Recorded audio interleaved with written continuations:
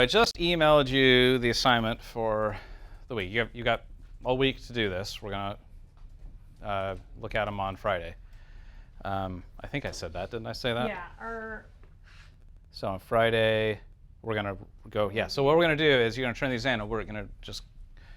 This is not one we can sort of grade as a group because you're all going to have different answers, and they may all very well be right. So what we're going to do instead is just pull each one up on the screen one at a time and just talk through it and see if we can figure out what everyone was trying to accomplish and how close they got and all that kind of stuff. Okay, so anyway, you got this week. So what I'm going to do today is essentially demonstrate what I'm expecting you to do. The gist of the thing I just emailed you is that I want you to design some sort of loudspeaker system for one of the theaters. I've told so for the undergraduate, which is everybody except Taylor, you're going to do the Friedman Theater, and I just need a center. I'm looking for a center loudspeaker or cluster, whatever you want to do. If you can pull it off with one loudspeaker, that's awesome. If you can't, you'll need to do a couple or three or whatever. Taylor's doing Catawba. Now that I know that they're doing Friedman, I understand because it's like yeah. So Catawba is different because you have to hit everywhere, right? But you also have to be able to hit everywhere in some sort of controlled way, which is a little bit more challenging. In Friedman, you could treat it as though it's really one direction, even though it is kind of a thrust, so you've got a few different angles there, but you can treat it as though it's one thing. Or you could treat it as separate things if you want. I've done it both ways. So what I want you to do is what's that? Do we choose between them? no, like Within the constraints of the instructions I gave you in the document, sure. Okay. So what I'm looking for you to do is basically go out and look up some loudspeakers that are out there in the world. I can send you some polar plots of just random ones I have if you want to use those, or I'll show you how to get your own. And I want you to come up with some ideas. I think in the thing I told you to come up with a couple, maybe. What did I say? Let me look and see. And loudspeakers don't need to be things that are in our shop? They don't need to be. Okay. we don't have like a budget or anything, right? Yeah, so I need you to do two different options, basically. So yeah, don't worry about budget. Don't worry about like whether or not you could actually get these. Just assume that you could. So two different options, right? So look at two different ideas. They don't both have to be good ideas. Right? You could have one that's really awful and one that's really good. They could both be awful, and I just want you to be able to tell me which one's less awful. Okay? So I'm just looking to see, can you look at these kind of graphs and data, interpret them, and make a decision with it. That's really all I'm looking for at this stage. We're going to do this kind of thing over and over again throughout the rest of the semester, so you'll have plenty of opportunities to refine your understanding and your approach to this. This is just kind of your first attempt. Okay? So let me show you what I have here. I'm purposely demonstrating a theater that's different from the ones I'm asking you to do, just because I don't want you to just copy what I do. Let me make sure I got this right. But there we go. OK, so this is DeMille Theater here on campus. And I'm going to use a few different tools here. First of all, AutoCAD for the theater drawings. And you can get these drawings, right, that exist. Wait, yeah, that's the part that I am not really. How do you get these? So they're on the DP server, the CAD Lab server. Okay. I can show you where. Let's see here. Server address is up on the board as well. So Do you have to be on campus to access yes. So it's DP server, and there's a folder called shared files, and there's a folder here called UNCSA theaters, and here they all are. So here's the CAD files for Catawba. Here's the CAD files for Friedman. And if you get stuck on that, I can help you with that. Okay. So this is the CAD file. That's one thing I'm going to do. And you need to be able to see both the section view, so you're looking at it from the side, and you need to be able to see the ground plan view, so you're looking at it from above. You'll need both those angles in order to figure this out. No, CAD, as in AutoCAD. So the other thing I'm going to use is Excel. You don't have to use Excel for this, and I don't want you to get distracted by what I'm doing with Excel. Excel is not the point of this exercise. Okay? I'm just using Excel to help me remember all the things I'm figuring out. You could do the exact same thing with a piece of paper and a pencil. Okay? So don't make this project about how do I tame Excel. It has nothing to do with that. I've seen students. Well, we do have to turn in whatever. You need to turn in your work. You need to show me how. Yeah, you need to show me how you came up with these answers. So if we just wrote it down, that would be totally fine. Yes. Okay. But I have seen students waste an awful lot of time trying to create an Excel template that does this work for them and completely miss the point of the exercise. Okay? That is not the goal of this thing. But I am going to use Excel, and I'm going to do some not even very clever things with Excel. But if you're not familiar with Excel, it might seem like I'm doing clever things, but I'm really not. It's just basic math that you could do in your paper. Okay? So don't get distracted by Excel. And then I'm going to use polar plots, and you can see various ways I'll do that. So let me zoom in here. The first thing I need to do is, as I say, I need to kind of figure out what's going on here with this CAD file. So this is the section view, and what I've done here is I've just kind of started a little bit already, and I've just plopped some points in here of various reference points, you know, of seats, different rows in the theater. Okay, I'm doing the back row, the front row, and the middle row. And the way I did this is, you know, I can sort of show you. So let's say I wanted to put a point here on the third row, right? So I can type point, and I'll track up from here. And you really want the ears to be 4 feet up. That's about where people's ears are when they're sitting in a seat. It's about 4 feet up from the ground. Okay, and you want to plot this where the ears are. You don't want to plot it on the floor because people don't listen to it on the floor. Okay, so that's all I'm asking you to do. And then I've also put a little point here where I think I could hang the cluster. Right, there's a catwalk right here. It'd be very easy to hang it there. So certainly, when you do yours, think about that. You know, is there something nearby that I could attach this thing to? If there's not, try to find a spot that's close to where you think you want to put it that is obvious in the architecture that you could hang it there. I don't want you to get too worked up about the rigging, but just keep in mind that it will have to attach to something. Okay, so that's all I've done there is I've just dropped a point on the upstage end of that catwalk saying, well, I could hang a cluster there, no problem. Okay. Now, the first thing I'm going to do is I've done a little bit of work on this already, so I'll just show you what I've done. I found this loudspeaker, which is the JF100E.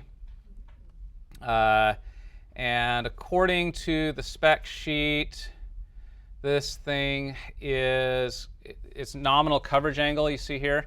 If I can zoom in here.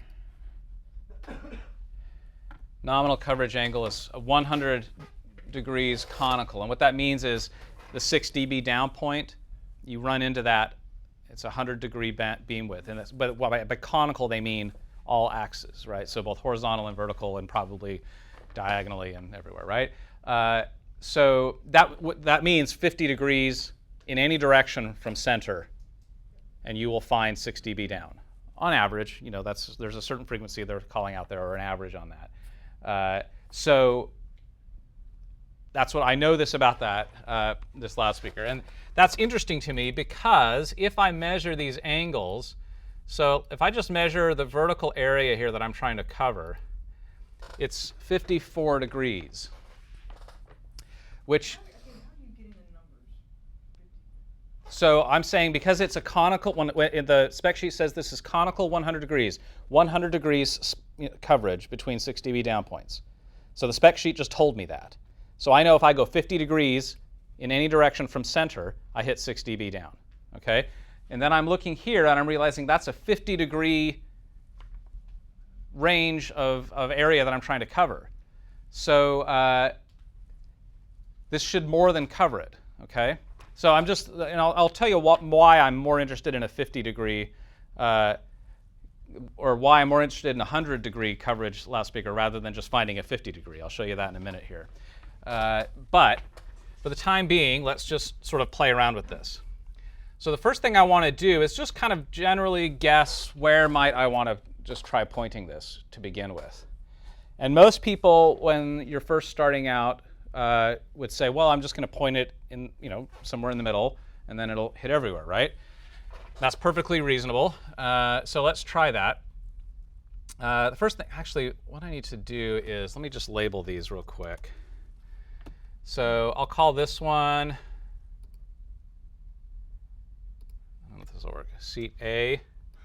There we go. Whoops.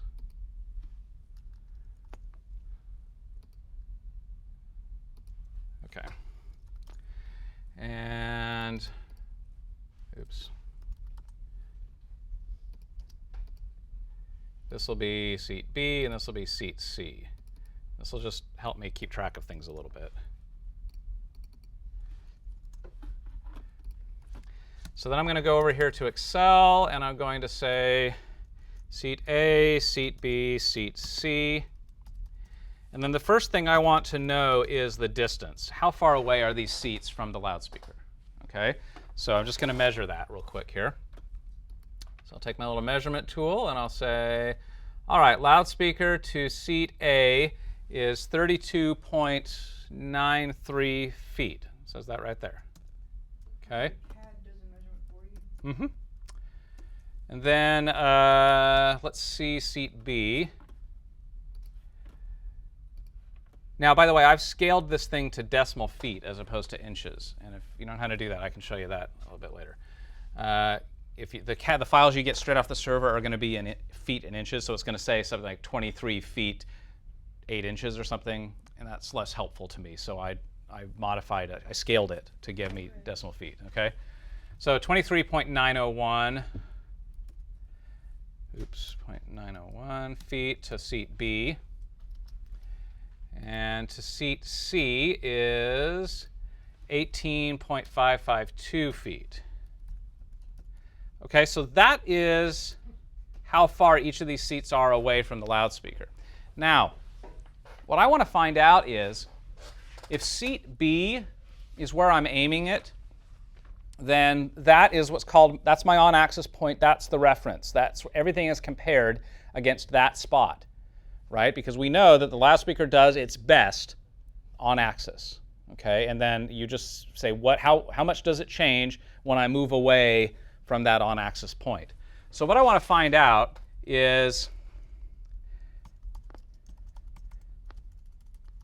I'll just call this line dB difference. I just want to know how much difference in loudness is seat A and seat C compared to B, right? So if the best sound is at B, is seat C louder or quieter than B, and is seat A louder or quieter than B, and by how much? Okay, so how might I figure that out? So I'm going to say seat B is a 0 dB difference because it's the reference. So if I wanted to know the difference at seat C, what would I do? dB difference between two distances? Well, we don't know that yet. Anybody? 10 log first over second. It'd be 20 times the log of one distance over the other. But yes, you're on the right track. So Excel has a little log function, so I'm just going to use that. So a base 10 logarithm with the distance you started out with, which is seat B there, divided by the distance you ended up with, which is seat C. Oops. There we go. And then I'm just going to do 20 times that. So that's the math that we've learned to do, right? 20 times the log of 1, because it's air. Okay, right? Yes. So there we go. And they're saying that it's a 2.2 dB difference. So seat C in this case is 2.2 dB louder than seat B. That's just because it's a little bit closer, right? Because the distance is shorter. Okay, so now I'll do the same thing over here at seat A. So we'll say seat B divided by seat A distance. Okay, and then I'll say 20 times, and again, don't get too distracted by the Excel. You could do this all manually as well. It's pretty cool, though. Right. I had no idea it was able to do that. So seat A is minus 2 dB, right? Almost 3, so minus 3 dB. So that means compared to seat B, Seat A is almost 3 dB quieter, and seat C is about 2 dB louder. Okay? Just as a function of distance, right? We haven't even gotten to directivity yet of the loudspeaker. Okay? Now that there, plus or minus a couple of dB is acceptable, right? So even if we had an omnidirectional loudspeaker, we would be okay, right? Because the difference in level between the seats is not huge, okay? But let's introduce directivity into this mix now. So the next thing I want to find out is the angle. And what I mean is the angle compared to the on-axis. So if I'm going to aim on-axis to seat B, how much off-axis vertically is seat A? What angle is that? Okay, so I can measure that angle here. That's 22 degrees. So that's at seat C. I'm going to say that's minus 22 degrees. Minus because I'm going up from it. Okay. How are you calculating the degrees? I just measured it. So I'm using CAD to measure. CAD tells me that. Yeah, so CAD says 22 degrees. Okay. And then the angle from B to C is 32 degrees. Okay, so I'm going to put that over here, and I'm going to say that's a positive 32, because remember, I'm angle off of 0, right? So I can go one direction or another direction. So for me, negative is going to be, if I'm going up from on-axis, I'm going to call that negative. If I'm going down from on-axis, I'm going to call that positive. You could call it the opposite of that if you want. You just have to know the difference. You just have to decide which side of 0 is going to be positive or negative for you, and then just be consistent, okay? You're just trying to find the angle difference from C, because that's From where- B. I'm pointing it at B, sorry, I right? was looking at the top from B. Yeah. You want to find out what's the angle this Yeah. way and this way. How, basically like how far Yeah. is How far off did I go? Angular. Okay. And angle at B is 0, right? Because that's where I've aimed the loudspeaker. Okay, so now the next thing I want to find out is the dB loss on the vertical, because as we know, when I go off axis from a loudspeaker, it's going to change, right? Loudspeakers don't do the same thing at every angle. So what I want to find out now is just going that many degrees off axis, how many dB will I lose? And just based off the polar plot, right? So if I let's start at this minus 22. So if I go to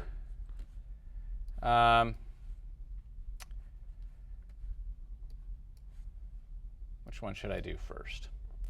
I think I'm going to do the JF100. So I have this polar plot for the KF300 here in the PDF.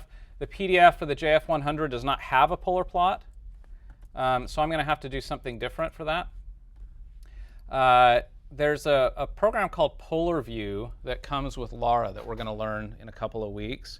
PolarView is a free little program, and you can get to it here if you're plugged into one of the workstations here using the remote desktop thing, which I can show you how to do a little bit later if we have time. Okay, so I'll show you how to do that in a minute, but for now, just assume that you can get to that. So I'm going to launch this PolarView program, and up on our server here, we have a whole bunch of ease files. So if you connect to Walrus and there's a share called LARA. We have this ease loudspeaker database.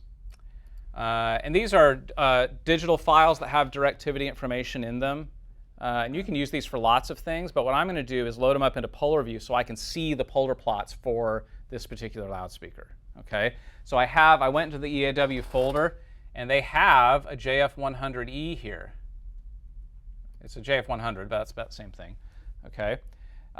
So what I'm going to do is go back over to PolarView now, and PolarView is going to say, okay, well, which thing do you want?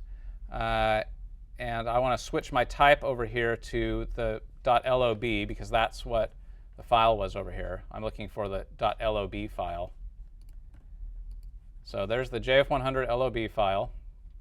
And I'll open that up, and it's going to ask me, what frequency do you want to see here? And let's just take a look here. Remember, this loudspeaker is probably not, no loudspeaker is going to get two directional usually until you get to about 1,000 hertz. Some can start getting directional at 500, but I would start at 1,000 and just see what it can do. And what I'm looking for is that angle. So they said it's 100 degrees, 6 dB down point, 50 degrees on either side. So I want to see when that happens. So the first thing that polar review shows me is this balloon thing, which is not particularly useful to me. But if I hit escape from here, it toggles over to a polar plot. Okay? And what I'm looking for here is I have a red line, which is the horizontal coverage. And I have a blue line, that's the vertical coverage. And here's 30 degrees, 40 degrees, 50 degrees. And he's saying here that this is 5 dB per division, which means, you know, this line is 0. This curved line is minus 5 dB. This is minus 10, minus 15, so on and so forth. So I can see on the blue line, it hits minus 5 dB at 50 degrees. Okay? And then it probably gets to minus 6 a little bit after that. So minus 6 would be probably around here, because all the way to this next division would be minus 10. So this seems to be tracking with what they said in the spreadsheet, or in the spec sheet, right? They said 50 degrees on either side, 100-degree conical, you should be seeing a 6 dB down point. So I'll go ahead and use this and see what we get here. So if I go back to my Excel file, and I want to see if I go minus 22 dB on the vertical, how many dB do I lose? So here's 0 degrees, 10, 20, 30. So minus 22 would be somewhere around here. And you know, this would be 0 dB difference. This would be minus 5. So I'm maybe 1 dB difference there, right? Maybe 2. Yeah, I mean, you sort of get close, right? So I'm going to say that I am minus 1 dB at that angle. I'm 1 dB quieter at that angle, just based on just guessing here. So I'll just put that in here. Say minus 1. Oops. And then let's see if we can find this 32 degrees. So here's 30, so 32 would be around here. And there's our vertical. It's about halfway through, so that's going to be 2 or 3 dB. It seems closer to the 2 dB side. So oh, never mind. Never mind. So I'm going to say just 2. I would not do it half dB increments. Just it's either 2 dB or 3 dB. Just pick one. It's closer to the 2 dB, so I'm going to say 2. So this will be minus 2 dB, right? And I get no vertical loss at B because I'm on axis, right? At 0 degrees, there's 0 degrees, and I am at the 0 difference there. So I don't get any loss on that one. So now what I want to do is just find out the total loss involved here as a result of both distance and directivity. So when I go to seat A at the back row, I am now a different distance away from the loudspeaker, from B, and I'm a different angle, right? And my level will change when I move a different distance away, and the level will change as I go off axis. So I want to see what is the sum of that. If I put those two things together, the difference as a result of changing how far away I am, and the difference as a result of changing the angle that I am to the loudspeaker, what do I get? So it's really a sum of these two things, right? A sum of the dB difference for distance and a sum of the dB loss for going off axis. So I'm just going to say this will equal that plus that. And I get almost negative 5 dB, okay? And I'll just do the same thing over here. So I'll say that plus that, and I get 1.2, and this will be still 0.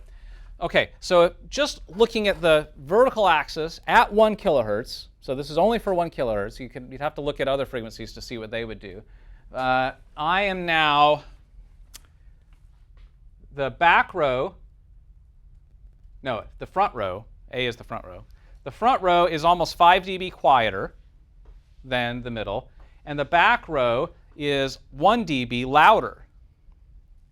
So I'm really, there's a range here of about 6 dB, right, between between the front row and the back row. That's okay. It's acceptable. I could go with that. It'd be nice if it was better, right? It'd be because that's a difference of level that even an average person could hear, right? An average person can start hearing a difference at 3 dB. So it'd be nice if I was within that range, okay? So let's go back to our CAD file, and I want to talk about a slightly different strategy here. So this is what I've sort of demonstrated to you as sort of the rookie mistake. And the rookie mistake is, and it's a perfectly reasonable mistake to make, but looking at a spec sheet and saying, well, it displays this much, so I'm going to aim it at the middle, and then it'll cover everything. The problem with that strategy is it doesn't account for this notion of loss as a result of changing where you are. Sound will change as you change your distance. And this is one of these things that instantly separates the professionals from the amateurs. Okay? Like if you want to tell if someone has some training and experience, this is one of those things that'll tell you real quick. And it has to do with where they tend to aim their loudspeakers. The amateurs will tend to aim their loudspeakers towards the middle of the seating area. The professionals will tend to aim their loudspeakers towards the back, okay, the back row. The reason being, if the back row is the farthest away you ever are from the loudspeaker, right? So you're going to incur the most loss over distance at that spot. So you want to minimize that impact by making that be the place where you aim the loudspeaker. So you aim the loudspeaker at the farthest place away. And then what happens is as you go up in rows, you are also getting closer to the loudspeaker, right? So it will get louder, okay? So by the time you get to the front row, if you do this right, you might have cut your distance in half at this point, right? So I'm the distance away at the front row from the loudspeaker is almost half the distance at the back row. And if you can make it so that that is also your 6 dB down point for the loudspeaker, right? So you get 6 dB louder by going to the front row, but then you lose 6 dB as a result of going that far off axis. Well, then it's a wash, and the front row is the same level as the back row. Isn't that interesting? So let me demonstrate how that works. So Did you put the loudspeaker in the same place that this one is and just aim it up? Yeah, I'll just aim it up at the back row. So let me show you how that works. So if I assume now that I'm aiming at the back row, I'm just going to take these values and copy them over here for a second. So the distances are all the same, right?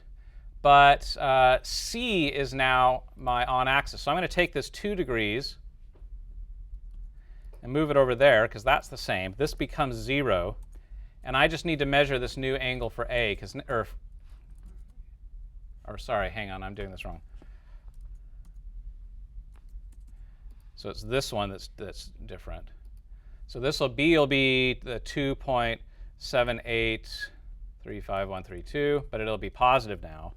That'll be a 0. And now let's see what the difference is between A and C. I've just got to measure that. So let me go and get this angle. So A to C says it's 54 degrees. Okay, so now that becomes 54. Oh, dang it, I'm putting this in the wrong place, aren't I?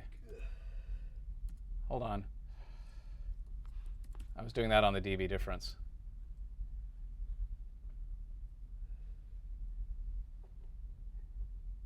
Yes, okay. So this becomes 0 here, because I'm no loss there, right? I was doing the angle on the distance. That's why I was screwing up. So now the distance of B, I just need to change this math now. So this is going to equal the log 10, and I'm now going to do the A distance divided by the B distance,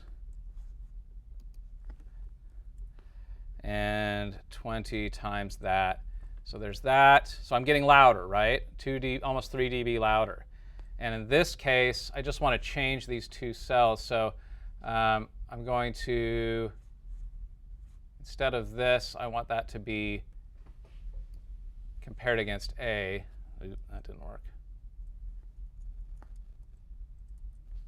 Ah, stop it. There we go.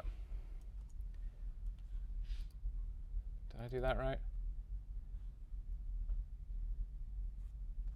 No, it's upside down. I'm going to start over. So I want to do A divided by C. There I go. Okay, so 20 times the log of A, which is the distance I started with. That's my on-axis point. And C, which is the difference I know. That's the front row. So the dB difference there is almost 5 dB. Basically is 5 dB. Okay? So that's close to the 6 dB I was telling you about, right? Where you want to get that front row to be 6 dB louder than the back row as a result of that distance. If you can pull that off, then you're well on your way to making this work. Now in this case, the angle for A is 0, because that's where I'm aiming the loudspeaker, right? The angle for B, let's just measure that real quick, is 22 degrees. And the angle for C is 54 degrees. Okay? So now I get no dB loss on the vertical for A, right? Because I'm on axis to A. That's where I pointed the loudspeaker. So I'm not losing anything directivity-wise there. At B now, I'm 22 degrees off axis. So if we go back to our polar plot, let's find out how much we lose at 22 degrees. Well, here's 10 degrees. Here's 20 degrees, 22 degrees. You know, it's again, 1 or 2 dB. It seems to be closer to 1, so I'm going to say minus 1. Okay? So this will be minus 1 dB. And then at C, I'm 54 degrees. Okay, so here's 50 degrees. 54 is around here. It's about, you know, somewhere between 5 and 6. Closer to 5, I think, shall we say? Maybe, let's just say closer to 5. So this will be minus 5. And I need to put this in here. So this is going to be that plus that. OK, so there's my differences now. So whereas the first time when I was aiming at the middle, I had a range of about 5 or 6 dB between the front row to back row, now I've got a difference of 1.5 dB between front row and back row. Right? So the back row is 0. Middle row is 1.5 dB louder. And C, the front row, is basically the same level as the back row. So average people would not hear the difference in level between sitting on the front row, the middle row, or the back row, because it's about a 1 to 1.5 dB difference at most. And all I had to do was change where I aimed it a little bit, right? So I'm just going to aim it at the back row now. See how that works? There you go. That's what separates the amateurs from the professionals. Okay? That little nugget is probably worth the entire tuition bill for this class. Okay? All right, so that's how we figured out on the vertical. You start there, right? Because that's the easiest part to do, is figuring out vertically what's the situation. You sort that out, and now we got to look at horizontally. And horizontally gets a little trickier. Okay, so I'll start explaining why here. If we go back to the CAD file, and let's just translate these seat labels over to the ground plan. There's various ways to do this. I'm just going to use some construction lines here, and I'm going to go off of that point and just plop some lines, construction lines in here. Did you guys use construction lines ever when you took CAD? Yep. Okay. So these are just a line that goes on forever, right? and I can see now where that intersects. So I just want to make sure I've got the same rows on the horizontal and the vertical, so I know I'm using the same locations. So I'm going to put a point there, and there, and there. And then same deal, I'm going to label them the same things. So let me just, I'll take A over here and put it there. Take B, put it there.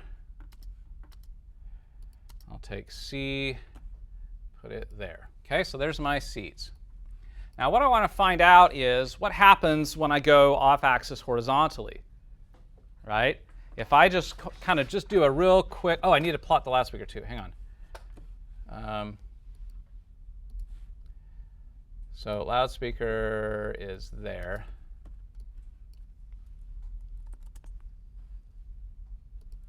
Right, about there-ish. Oh, wait, I'm off a little bit.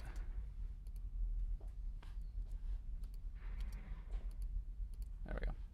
OK, so that's where the loudspeaker is. Let me just sort of draw an angle here. Right, there's one line. And then, you know, there's the other. What's the area horizontally I have to cover here? 174 degrees. There's no loudspeaker you're ever going to find that's 174 degrees horizontal. Okay, so we're going to need more than one. But let's just, you know, so we know that already. But for now, let's just start with one and see what happens. Okay. So I already know what these values for A, B, and C are. What I want to do now is just somewhat randomly pick a few points on the horizontal axis. And I want to use all the same rows. So maybe I'll put a point maybe right there on the back row. And I'll get another one. And that's a kind of a convenient little intersection there. I'll use that for B. And here at the front row, maybe I'll go there. That's probably the farthest anyone will ever go.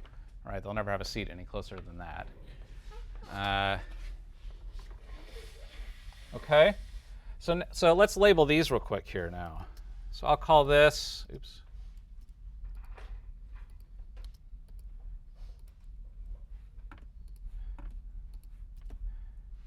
So this one will be seat D.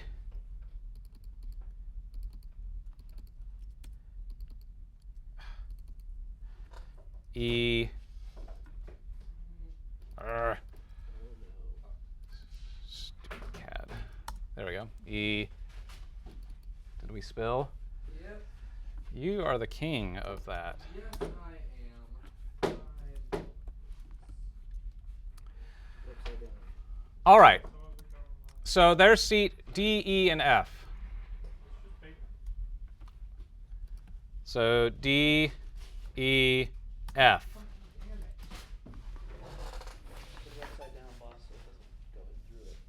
Yeah, I'll do that. OK, so the first thing I want to know is distance, right? How far away is seat D? How am I going to figure this out? Sorry, I missed why you added the other. So The other ones. So I know that as I go off axis vertically, I lose level, right? And I figured that out already. But I also lose level when I go off axis horizontally, right? So here's the loudspeaker. Yes, if I go here, I lose level. But if I go over here to the right, I lose level as well. Okay? So I know what happens vertically, but now I want to find out what happens horizontally. So these seats that are over here, they are both off-axis horizontally and off-axis vertically. Okay. So they're losing level twice. Okay.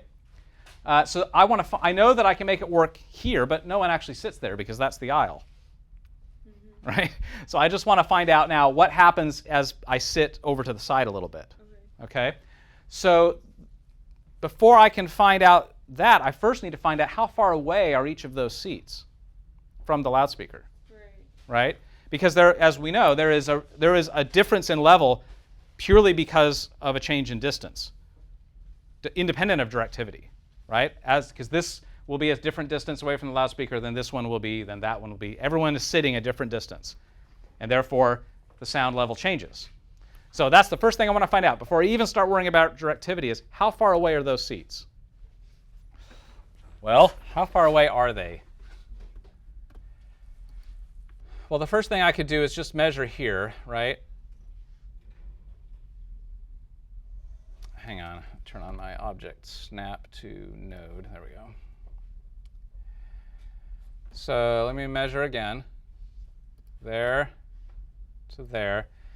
25.137. Here's the catch. That is not the actual distance. Because, yeah, because on the ground plan, there is some depth there that I can't see, right? Because the loudspeaker's up in the air and the seat is down on the floor. And so looking up above, that looks like a straight line, but it's actually a diagonal line because I'm dropping down. So Pythagorean theorem of this. Yes. So we have to do just a little teeny bit of trigonometry, okay? Just a little teeny bit of trigonometry here, okay? So let me show you how this works. So we know, just to refresh our memory on Pythagorean theorem, right? What is Pythagorean theorem? A squared plus b squared. Yes. So a squared plus b squared equals c squared. Okay. So we know that. We can now figure this out. So if we call this line A, right? So we're trying, there's this triangle. That's the line we don't know. Right. Okay? We can get, this, actually, let's call this B. So this is B, and then we can get B off of the ground plan. Which is that number that Yeah, this number right here, 25.137. We could get A off of the section, right? So that would be A. So let's do that real quick here. So B is 25.137. So let me go back over here and 25.137. Now, if I go back to the section view, I can get A.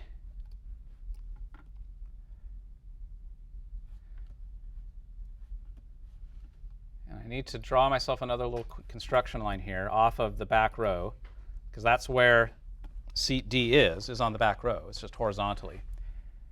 This distance here now, that's my A, because that's the depth, right? That's the depth from where the loudspeaker is compared to the back row. So if I measure there to there, that's A, 6.535, right? 6.535. Okay, so this is A distance, and that's B distance.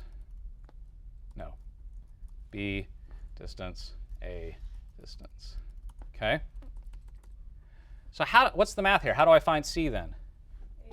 So A distance squared plus B distance squared will get you your And then, yeah, so then I would need to take the square root of that to get me the actual C, right? So the thing I'm trying to do here is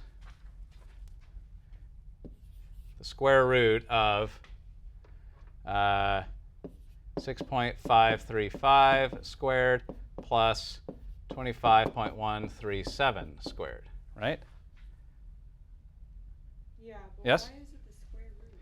Because I don't want to know C squared. I want to know C.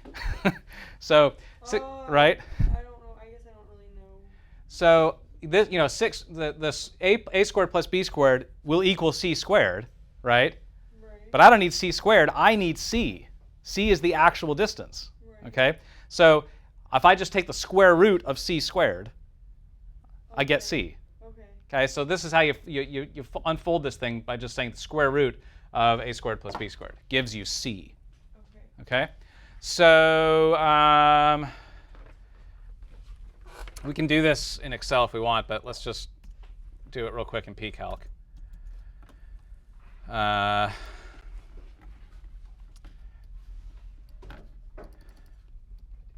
I'm going to do 6.535, and I should have, there it is, x to the x squared. I'll hit that little button, and I get that number, and I'll plunk that into my memory. And now I'll get 25.137 squared, and I will add that to my memory. And now my memory is 674.57.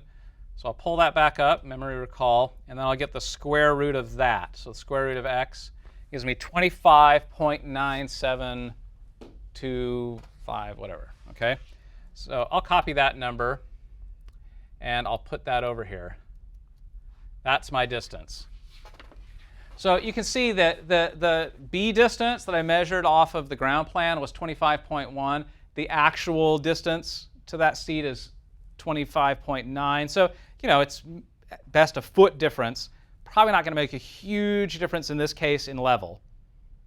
You know, a foot is not going to kill us when we're in the range of 25 feet, right?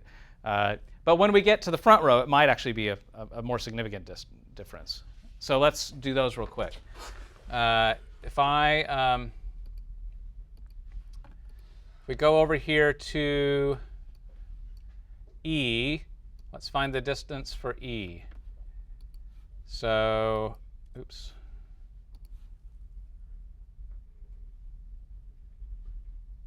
So I'm going to get B. That's 22.037. Okay.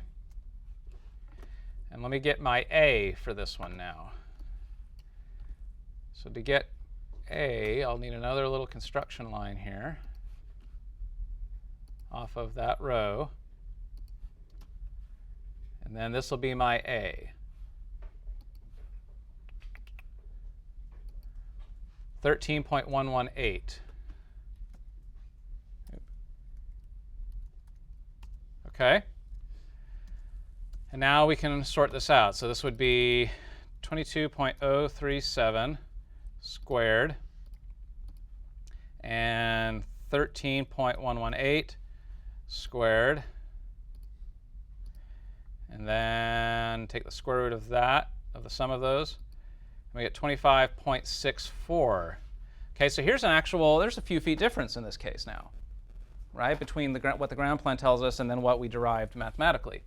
So that becomes that. And now we can figure out F.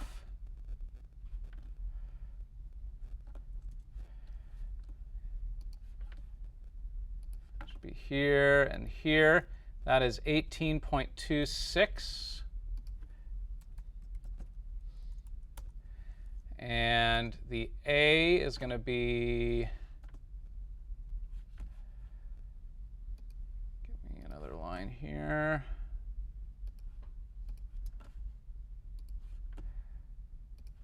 Boom, boom. 16.827. Okay, so let's figure that one out. 18.26 squared. 16.827, oops,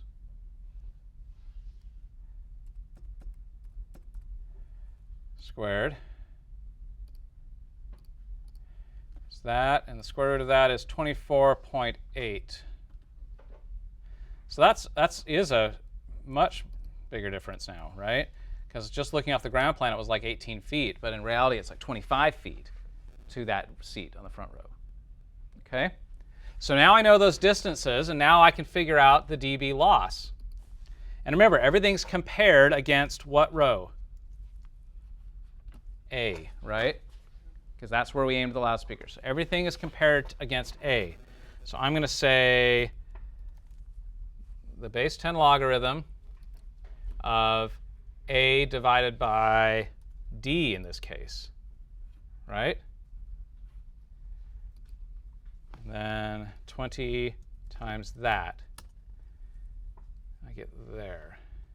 Do the same thing over here. So log 10 of A divided by E, 20 times that, there. And this one is A divided by this one, and 20 times that. Okay, what do you notice that's somewhat interesting about this? Anything interesting? Let me zoom in a little bit. First thing interesting I know is that they're all positive.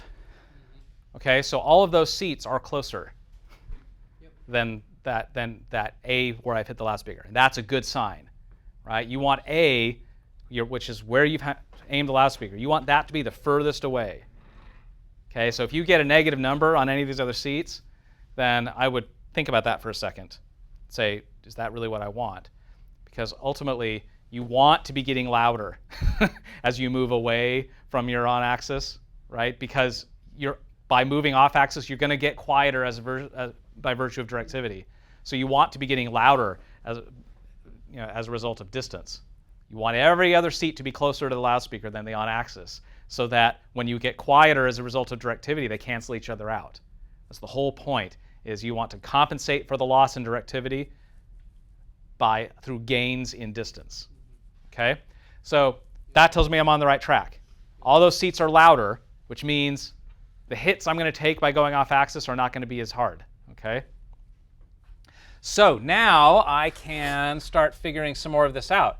So I know the vertical angles are all going to be the same, right? Because they're on the same rows. So I can just copy those over. Because I specifically made sure I picked rows that were same rows as the ones I got in center, so I wouldn't have to figure out vertical again. I've already done vertical. Okay? So this will be, I'll take a -5 hit there, and a -1 hit there, and a 0 there as far as vertical is concerned. And I'm going to take these and just move them down a little bit. Okay, so now what I want to know is, I'm going to insert a couple rows here. So this will be horizontal angle and dB loss horizontal. I should specify that this is vertical angle. Okay, so let's find out what the horizontal angle is here for these.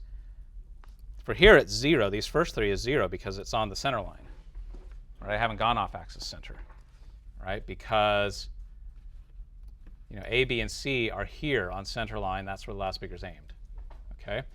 But D, however, and E and F are all going to be off axis horizontally. Let's find out by how much.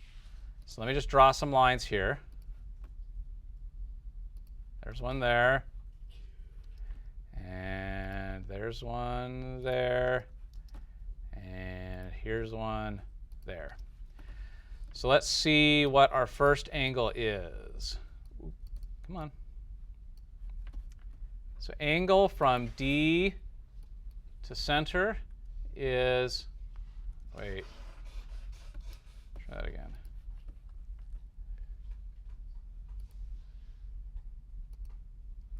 Oh, it's doing it off of the other side. Let me draw another line right here.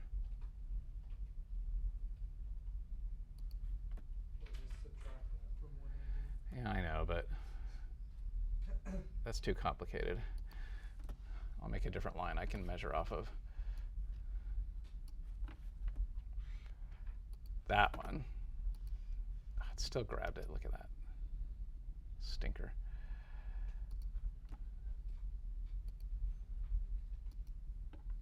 All right, I'm just going to delete this. Go away. Ah, I deleted the center line. There we go, 19 degrees. So this will be 19 degrees horizontal.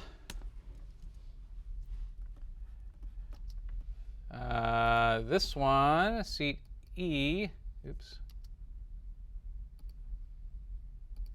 will be 37 degrees horizontal. And seat F will be 93 degrees horizontal. It's way over there. Okay, so now let's see how much do I lose if I go off axis horizontally that far. So if I go back to my polar plot, what's my first angle? 19 degrees. So now I'm going to look at the red line. So 19 degrees is going to be right around here. And it's again somewhere between 1 and 2, closer to 1. So I'm going to say I lose 1 dB horizontally. Okay? So I'll just add that in. I'll say minus 1 at horizontal. Now I got 37 degrees horizontally at seat E. Let's see what that does. So 37, there's 40. So 37 would be around here. I'm looking at the red line. That's probably 4 dB. Remember, because it's 5 dB per division here. So I'm going to say 4 dB. So I'm minus 4 there. And here I'm 54 degrees. So 50 is here. So 54 is going to be somewhere around there. And I'm horizontal. So I've now crossed that 5 dB line. I'm halfway between the 5 and the 10. So I'm going to say 7. So I'm 7 dB down at that angle. That's a lot. Minus 7. Okay, so now my total loss here is going to be this plus, or no, hang on. Total loss there is going to be that, so that the dB difference for distance plus the dB difference vertical plus the dB difference horizontal. I get 1 dB. Same thing over here. dB loss for distance plus dB loss vertically plus dB loss horizontally. I get negative 2. Now watch this one. This one's going to hurt. Distance plus vertical loss plus horizontal loss minus 9.5 dB. So that seat F is almost 10 dB quieter at 1 kilohertz, 10 dB quieter than A. That's unacceptable, right? Because that's a big enough difference that even somebody with poor hearing could hear. But that's even Right. though, that's what I was kind of confused about with, like, when you were saying about pointing the speaker, like, furthest away. Mm-hmm. And you're like, oh, but it's going to be fine because, like, when this person gets closer to the speaker, it's going to be okay, but that person is, like, right there. Yeah, so what's happening here is we are not compensating enough for distance to overcome the amount of loss that we're getting for directivity. Okay? So we're taking a bigger hit by going off axis than we're gaining back by getting closer. So we just have to do something about that. Would the solution be to, like, add more speakers? Yes, that is what the solution would be. Or find a loudspeaker that is really, really wide, which Right, but you said we're never going to find one. you're never going to find one that is 180 degrees horizontal. But you can, I mean, But I could put 2 of them in. that's why nobody uses one speaker for their entire. Well, the best kind of sound system is 1 loudspeaker, because then you don't have any comb filtering, Yeah. right? That's never going to happen. So that is the gold standard. Is if I can do this with 1 loudspeaker, That'd be great. be awesome. But you hardly ever get to do that. So you usually are going to have to do more than 1. So what will happen here is, if we're going to add another one of these JF100s, and how far apart would we don't want them to overlap, right? The whole point is to spread them apart so they don't overlap. So what would that angle be? Well, here's the strategy for this. If you could get them to overlap perfectly here at the center line. So they're -6 and -6. Yes. And 0. Okay, so if you could make sure that if you've got 2 of them, they're overlapping here at the center line at 6 dB down point. So for the one that's pointed this direction, the center line is lining up at 6 dB down. And then the same thing for the other one. You aim it this way, and then its 60 dB down point is over there. And if you could perfectly align them in time, which is tricky, but you can do it, what would happen when they sum together? They would get a 6 dB boost, right? If you perfectly align them, right? If you have two perfectly coherent sounds in there, you get a 6 dB boost. Usually only 3 because of comb filtering. But you're going to eliminate the comb filtering by perfectly aligning them, okay? So that there's no difference in time. So they overlap at that center line perfectly at the same time and at the spot where they are both 6 dB quieter than on axis. And when they do that, that spot will get a 6 dB boost, which coincidentally is, or not coincidentally, is the exact amount that you need to get yourself back to unity. I thought you meant a 6 dB boost on top of them being zeroed out. No. That sounds weird. So what that means is this spot where they overlap behaves the same way as though you were on axis, okay? Because they sum together, okay? So basically what will happen is somewhere over here is 0 dB. Here would be minus 6 dB. And somewhere around here would be minus 6 dB as well. Okay? So the loudspeaker is pointed this way. And then you got another one that's going this way. And minus 6 there, there's your 0 dB, and then minus 6 dB over there. So they're both they're overlapping at 6 dB down, and they will reinforce perfectly back to 0. Okay? So the question is, can we do that? Well, we know from the spec sheet, and the spec sheet is not always to be entirely trusted because they're trying to paint it in the best light possible, but they say this is a 100-degree conical loudspeaker, which means it's 100 degrees between 6 dB down points on the horizontal and 100 degrees between 6 dB down points on the vertical. So if it's 100 degrees, how far would I have to point it to the right in order to find that 6 dB down point? 50 degrees, half, right? Right, so I'm pointing at 0, and it's 100 degree between the 6 dB down points. If I can get one of those 6 dB down points on the center line, I have to tilt it horizontally 50 degrees. And now my 6 dB down point's on the center line. So let's find where that would be. There's various ways I could do this. I'm going to do it by just rotating this line that I made. So from here to there, new angles, 50 degrees. Oh, it went the other side. That's okay. I can mirror it.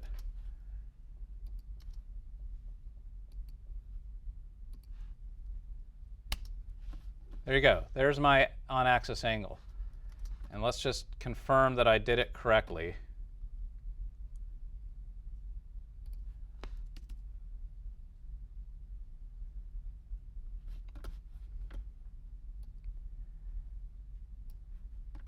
So between here and here is, ooh, look at that, 50 degrees.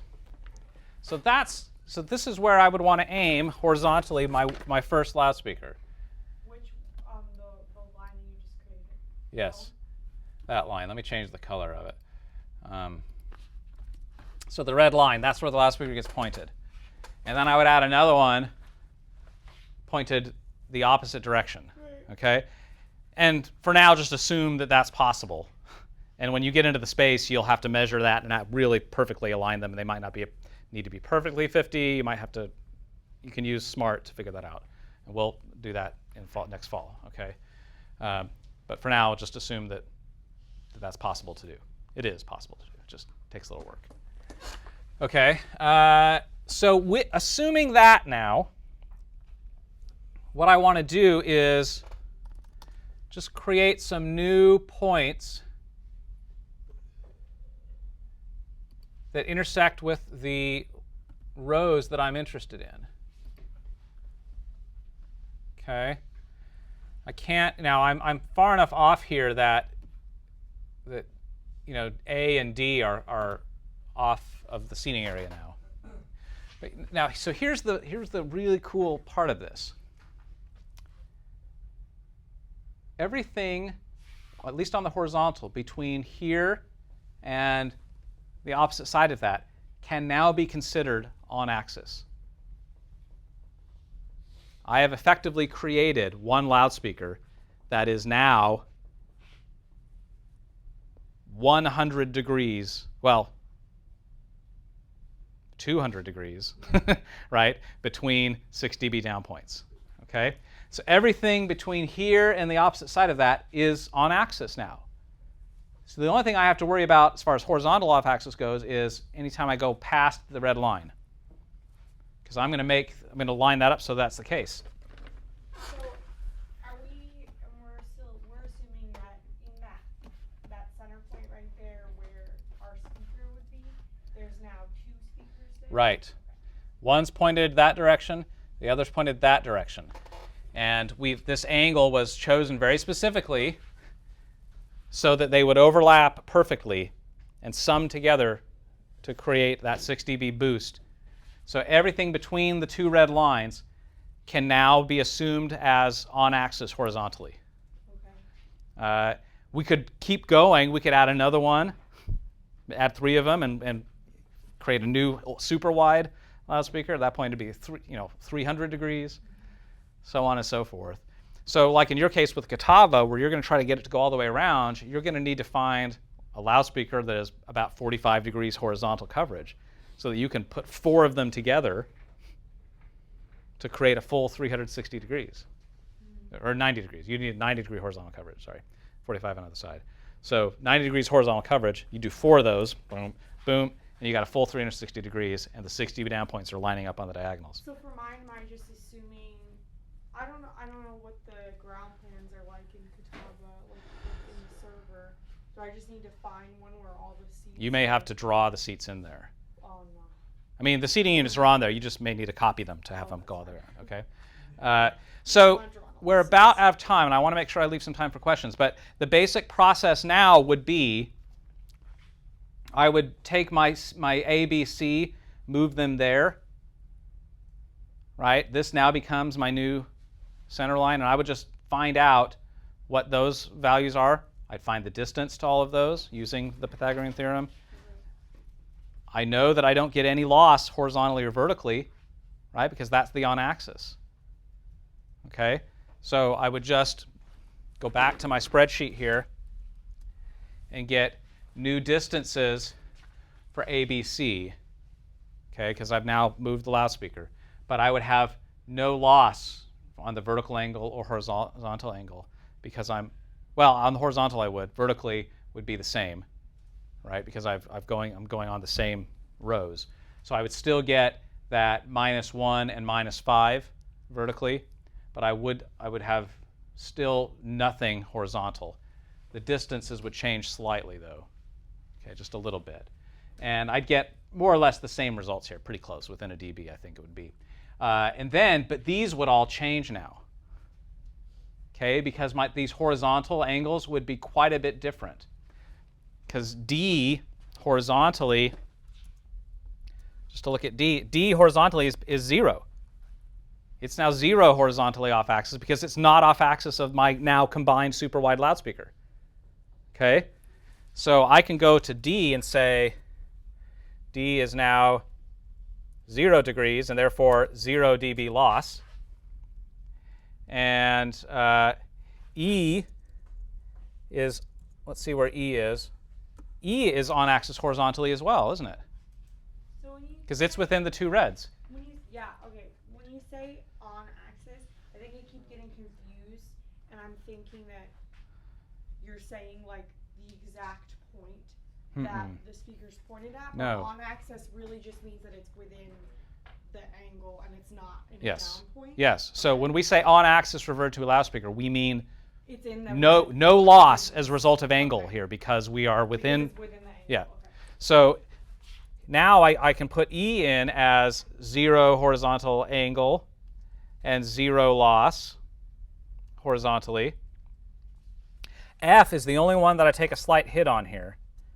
But Isn't it like the 9 dB or whatever? it was, but it's not going to be anymore Oh, okay. because now my angle to F is 43 degrees as opposed to the 90 something I had before. And 43 degrees horizontal is what, -4 looks like? Yeah. So there we go.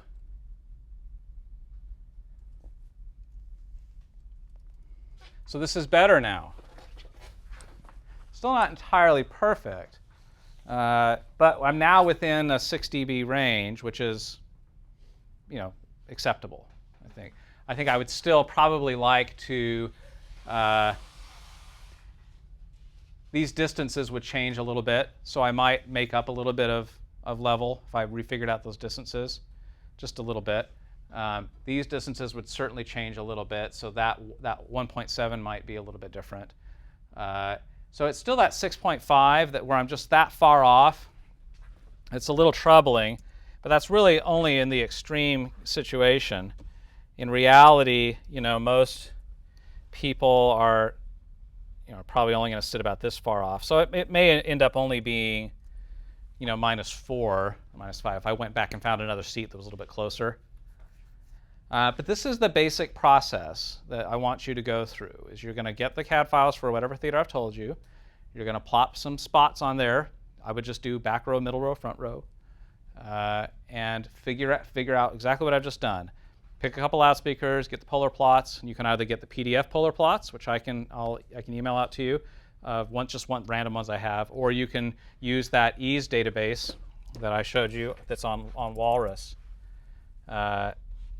So if you go to the Walrus share, there's a folder called Lara, Ease Loudspeaker Database, and then there's a whole bunch of other ones here. So if you find a loudspeaker online, and they don't have polar plots for it, you might be able to find it in there, or something like it in there, and you could use the Polar View program to do that.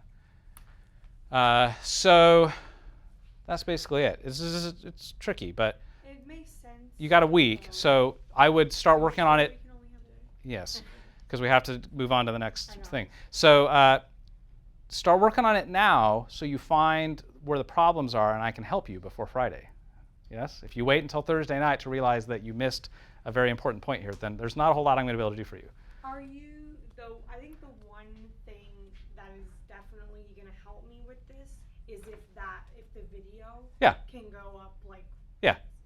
Somebody remind me this afternoon, and I'll put it up. because I'm probably going to watch that while I do this. Absolutely. Your question. So last week you were talking about how if we just picked a loudspeaker and tried to make it work, you would be sad. But what I kind of gathered from this lecture is you picked a loudspeaker even though you already knew it would work. Yeah. And just kind of went through and plugged all the information in. So for when we're doing it, would you like us to find the angles first and then kind of guess and check loudspeakers, or That would be a good first step. I mean, you should at least kind of get a sense of, well, what is the range of area that I'm having to cover here, right? Am I covering, a 90-degree area, a 100-degree area? What is it? And that will help you a little bit so you're at least making some informed choices on your loudspeakers. In real life, you would do this many times and at many frequencies, because I'm only doing 1 kilohertz, right? Do we only have to do 1K? I don't know, what did I say in the thing? I don't think you said anything. Do it as best You you just can to said- best simulate doing it in the real world. For at least 2 different loudspeaker clusters. Okay. So it sounds like Yeah. we have to do... So do it, you can pick one frequency. And Okay. then, but do we have to have 2? So we have to have 2 options. 2 different options, because So, we can do this. or we can do this other thing, Okay. right?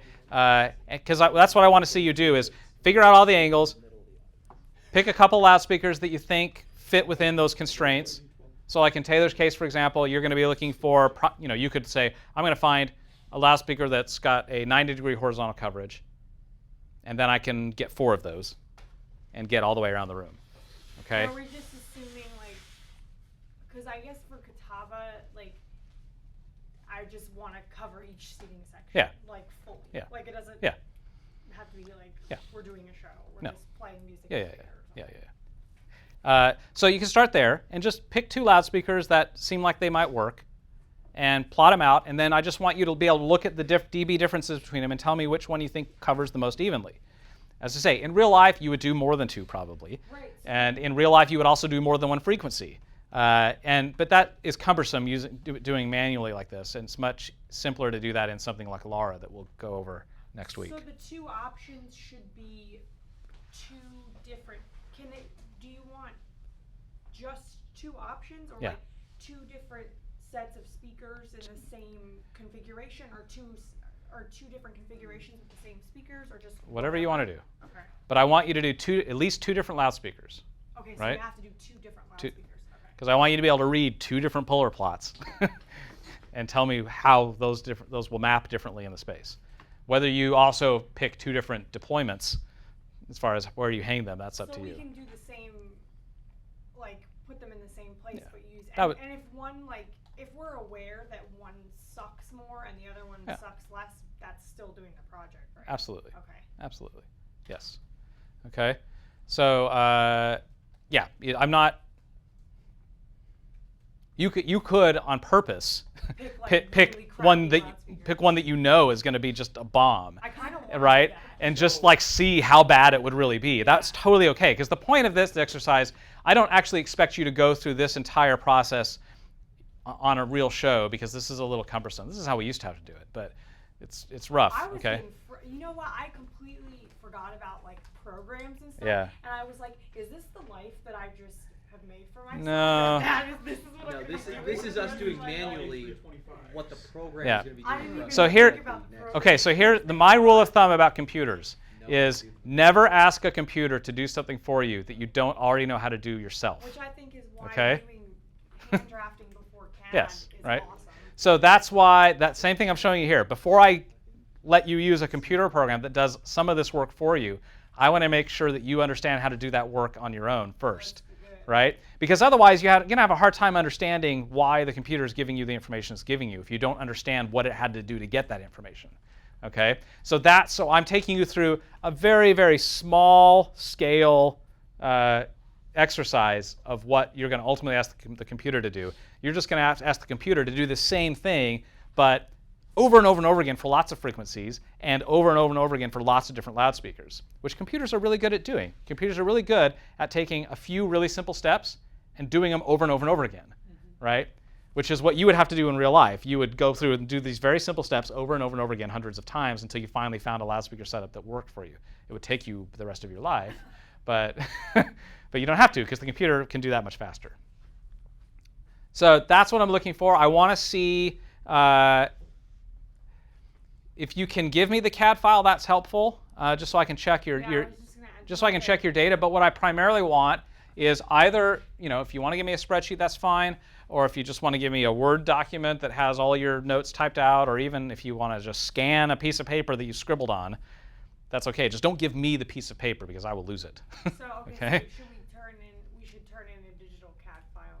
Okay. Well, yeah, I mean, the CAD file is great. What I really want, though, is this, because I just want to check your math, right? I want to be able to see that, okay, you said that this seat was this far away, this seat was this far away, and it was this angle, and we can look at your polar plots and see if we get the same answer as you got, okay? And does this is not an excuse for me to mess this up, but if we do this, is it like the other homework Yeah. where if we really Yeah. do it not right, it's okay? Absolutely. Okay. I'm not, this is the first time I'm asking you to do anything like this. I'm not expecting you to turn in something that looks like a seasoned pro that, I'm not going to use any of your recommendations to actually go buy anything and do the real thing. But in real life, maybe down the road in your career, people will be doing that. They will be taking your recommendations and spending real money on your recommendations, right? So you're not there yet. I just want to see at this point, can you kind of wrap your head around the variables involved here, right? It's pretty likely that you're all going to make some mistakes on this. None of you are going to turn in something perfect, okay? I'm not expecting that. I can show you that. You can get that. That's free for students, so you can download that. And can we access the DP server from in this room? Mhm. Okay. Yep. So let me show you how to do that. So you say connect to server from Finder. So from Go connect to server, you can do Command K, and you're going to type in smb://dp server. Is Go connect to server. And then it'll ask you for your CAD lab credentials, your username and login for the CAD lab. And then that'll give you this folder, or this list of folders, and you want the shared files. And shared files will get you UNCSA Theater. So really, like Laura, I don't think you have an account on CAD lab server. So you may need to get somebody to just download the theater off of there for you. Or I can email it to you or something. And then at that point, you should be well on your way.